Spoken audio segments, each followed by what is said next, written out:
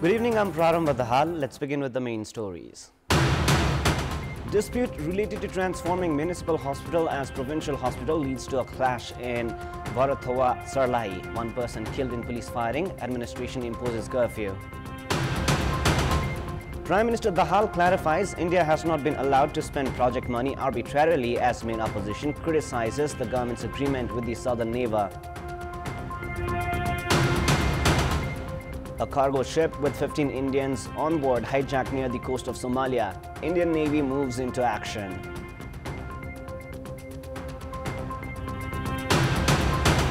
And Nepal Under-19 cricket team leave for South Africa to participate in the ICC Under-19 World Cup. Skipper Khanal says the team aims to reach the Super 8 stage. As related to the hospital in Bharathawa of Sarlahi.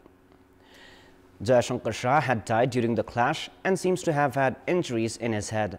District Administration Office Sarlahi has imposed a curfew in the municipality area of Sarlahi to contain the tense situation following Shah's death.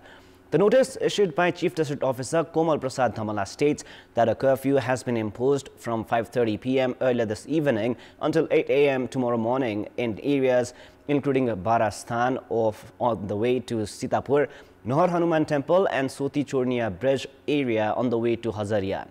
CDO Dhamala said that the body of deceased Shah was with the protesters and has added that the force was not used to contain the damages. However, he added that the administration had not directed the deployed security to shoot. He also said that the situation was under control, effort would be initiated for a dialogue, and investigation would be conducted to address the issue.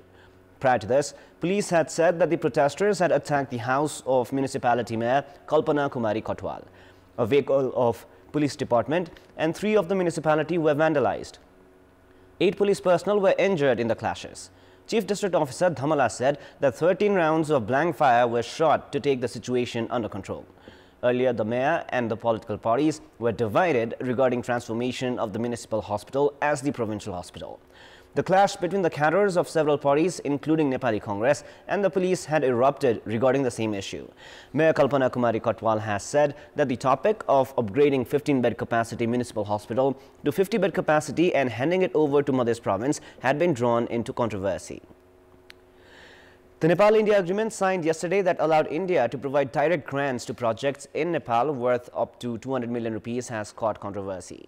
Main opposition CPN-UML heavily came down on the Prime Minister, who defended the agreement at the Parliamentary Committee today. At the meeting of the Parliament State Affairs and Good Governance Committee today, CPN-UML lawmakers protested against the agreement, saying that the government had allowed India to spend up to 200 million rupees however they wanted. They were of the opinion that this grant practice would encourage unnecessary political interference in the country. In response, Prime Minister Pushpakamal Dahal defended the agreement and clarified that India would not be allowed to operate projects outside the government policy. Premier Dahal added that the issue of Indian Embassy's investments or expenses in projects in Nepal were still in discussion at the Council of Ministers.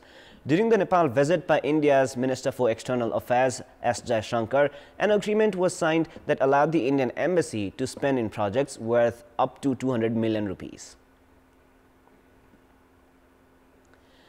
CPN-UML has shared its concerns regarding the government not seeking any recommendations from the opposition before reaching several agreements with India. The UML has shared its differences regarding the government agreement to allow India to invest directly in projects of up to 200 million rupees.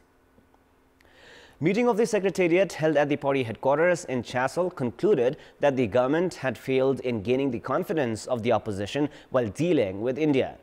After the meeting, Party General Secretary Shankar Pokhrel said that the government had reached agreement by weakening the budgetary mechanism.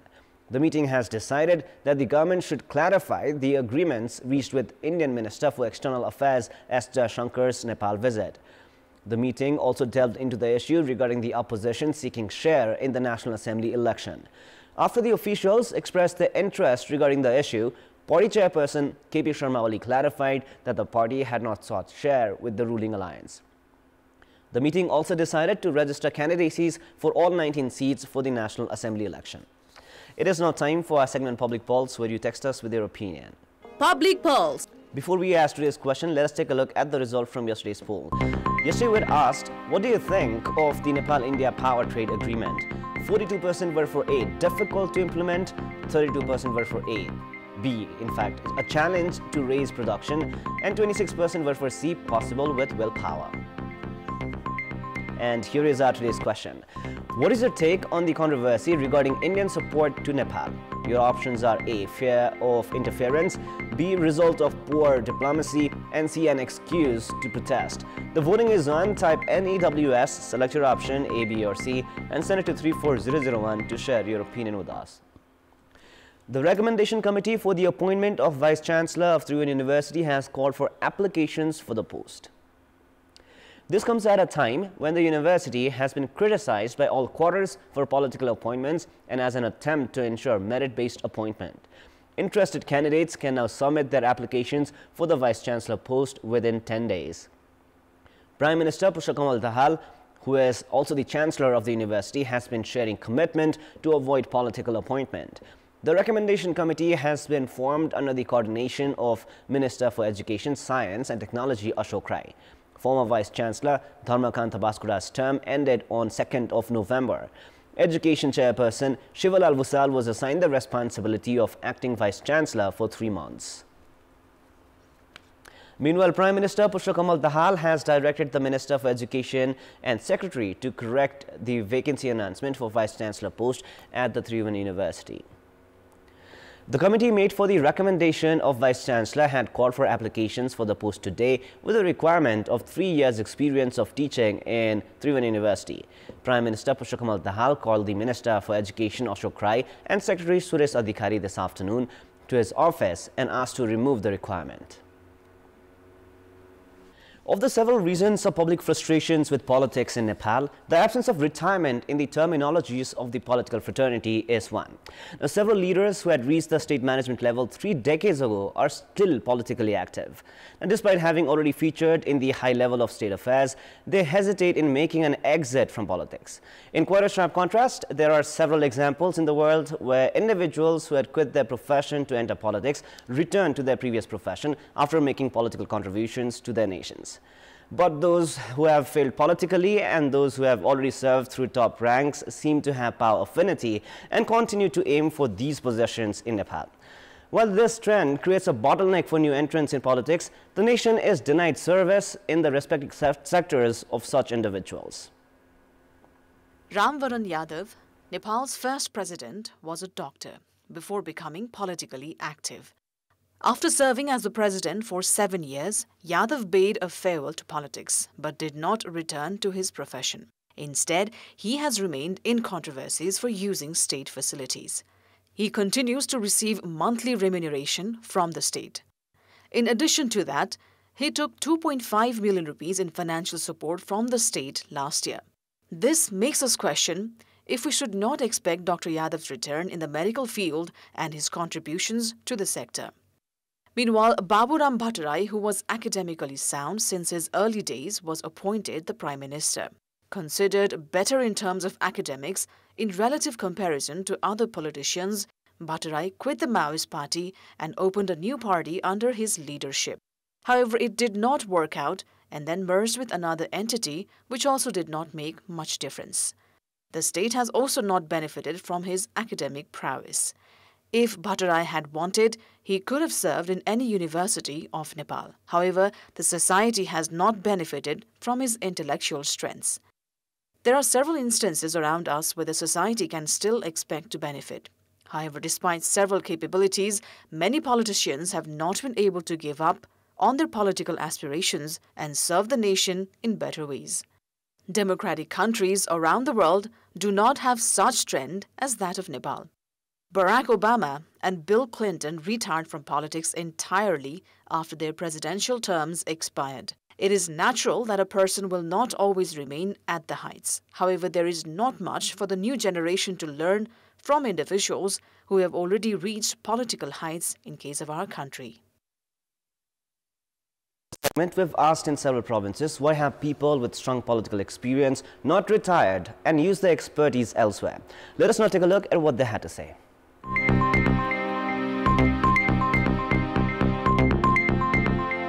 नेताहरुमा फेरि अहिले मजाले मान सम्मान प्रतिष्ठा बढी भएको हुनाले उहाँहरु पदको लोभी हुनुभयो जहाँ पनि गए पनि नेतैको पावर यसको पावर जहाँ नेपालमा त धेरै जस्तो कुरा पावरले चल्छ घुमी फिरिकिन हामीले राज चलोस् अरु के कसैको चल्दैन यो देशमा भइरहेको त्यही कानुन आफूभन्दा ठुलोलाई चाहिँ त्यो मिचेर जान नमिल्ने कारणले पालो पर्खिँदै उमेर पनि ढल्किसकेको हुन्छ पद र आसनमा लिप्त हुन्छन् जसले गर्दा समस्या देशलाई हुन्छ केही फाइदा हुन्छ जस्तो लाग्छ मलाई यो भन्दा उत्कृष्ट ठाउँ उहाँले अन्त देख्नुहुन्न युवाहरूले हामीलाई गन्दैनन् भनेर केही लाभ नभइकन त अवश्य पनि त्यो कुर्सी समातेर बसिराख्नु पर्छ भन्ने मेरो सोचाइमा है लाग्दैन राजनीति भन्दा अरु कुरो केही होइन भन्ने चाहिँ नेपाली समाजको नेपालको चाहिँ एउटा चाहिँ यो मतलब संकीर्ण बुझाइ मलाई लाग्छ नेतृत्वमा पुगेको मान्छे चाहिँ राजनीतिमा भिजेको मान्छे चाहिँ अब सानोतिनो जागिर गरेर चाहिँ अब पैसा कमाउन चाहिँ कुनै ठुलो उपलब्धि होइन भन्ने चाहिँ उसलाई लाग्छ राज्यको एउटा शक्ति जति सबै त्यसमा केन्द्रित भएको कारणले गर्दा उसको आफ्नो विज्ञतातिर नफर्केको विश्वासको पनि कमी भइसकेको हुन्छ तिनीहरूलाई किनभने राजनीतिक व्यक्तित्वलाई हेर्ने दृष्टि अहिलेको परिवेशमा फरक छ आर्थिक सम्पन्नताको कारणबाट फर्केका छैन बुढेसकालमा मात्रै राजनीतिमा ओहदामा पुग्ने र ओहदामा पदमा पुग्दै गर्दाखेरि त्यो पदको भित्री रस चाख्दै त्यही रसमा चाहिँ फस्ने हुँदाखेरि आज चाहिँ राजनीतिक ओहदाको उच्च ओहदामा पुगेका मान्छेहरू चाहिँ अरू तहमा जान सकिरहेका छैनन्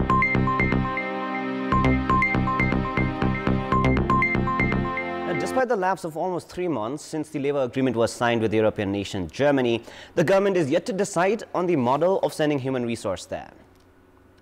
With the objective of focusing foreign employment in Europe, which so far has been centered in Malaysia and Gulf nations, the Ministry of Labour had reached agreements with Germany and Romania last year.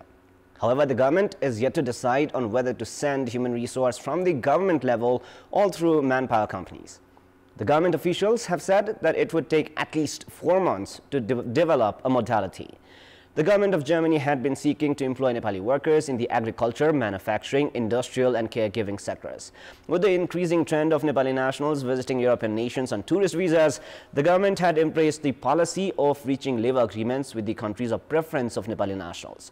Now, with the modality of sending workers in an official manner to Germany and Romania yet to conclude, the government has begun legworks for the same with Poland, Portugal, Croatia and African nation Seychelles.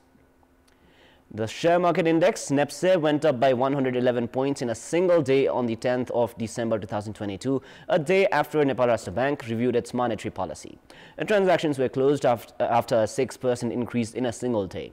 The NEPSE index continued to go up till 21st of December by a total of 289 points to reach 2,141. But the NEPSE has been going down in recent days due to lack of enthusiasm among the investors.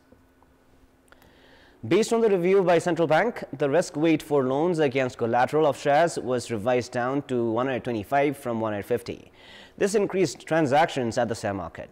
The mood among the investors was also up as the Central Bank reduced the policy rate. However, at the lack of government policies to further revive the market and the possibility of reduced demand, investors have once again felt discouraged. Analysts also opine increasing bad debts of banks have also dented investors' plans. Margin lending that stood at 4,540 billion rupees till mid-November in 2022 had risen to 4,850 billion rupees during the same period in 2023. However, analysts say this still does not meet the expectations. Time now for the international news.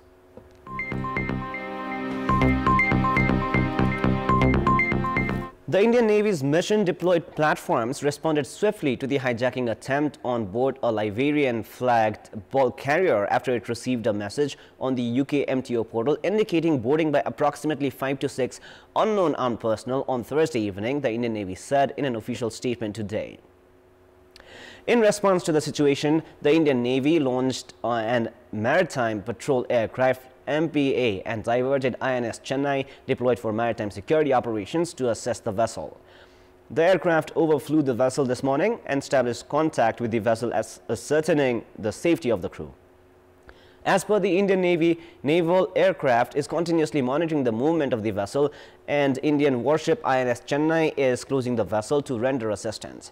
Indian Navy said that the overall situation is being closely monitored in coordination with other agencies and MNFs in the area. Sports news.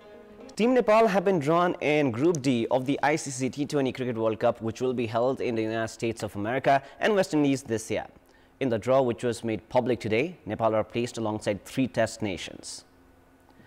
Team Nepal will be playing South Africa and Sri Lanka for the first time at the World Cup. With Bangladesh and the Netherlands as well, the group includes a total of 5 teams. Team Nepal have already played Bangladesh at the World Cup. Associate nation, the Netherlands, are familiar opponents for Nepal and have already beaten them at the home ground. Team Nepal are set to play at the World Cup for the second time after reaching the final of the World Cup qualifiers held at home last year. Prior to this, the Rhinos had made their debut in the T20 World Cup of 2014, which was held in Bangladesh. This year's World Cup is slated from June 1 to 29. Interestingly, arch rivals India and Pakistan are placed in Group A alongside Ireland, Canada and co-hosts America. Top 2 teams of 4 groups will qualify for the top 8 round of the tournament. The Cricket Association of Nepal has bid farewell to the Nepal Under-19 team, which is left for South Africa to compete in the ICC Under-19 Cricket World Cup. The National Cricket Governing Body had organized a program to bid a farewell to the age group side today. Nepal Under-19 team captain Dev Khanal has said that the team has prepared well for the World Cup and has added that the camp in South Africa would further boost the team's confidence. Saying the dream of playing in the World Cup was about to come true, Khanal added that the team's aspiration was to make it to the Super 8. Nepal Under-19 head coach Jagat Tamata said that the Cricket Association of Nepal and the players had made great efforts to qualify for the World Cup after 8 years. Tamata added that the team was mentally and physically prepared despite several challenges. CAN President Chatur Bahadur Chand extended his wishes to the team for good performance. Saying the World Cup venue was sensitive in terms of security, he also urged the team to remain alert. National Sports Council Member Secretary Tongkalal Gising expressed belief in the team and added that the team would exhibit good performance. Team Nepal are placed in Group D alongside Pakistan, New Zealand and Afghanistan. Nepal are to play New Zealand in their first match on January 21. In the second match on January 24, Nepal take on Pakistan while they face Afghanistan 2 days later on January 26. Before the World Cup, Nepal will play warm-up matches against Scotland and West Indies. That is all for the moment. Up next is the news in Nepali. Thank you for staying with us. Goodbye for now.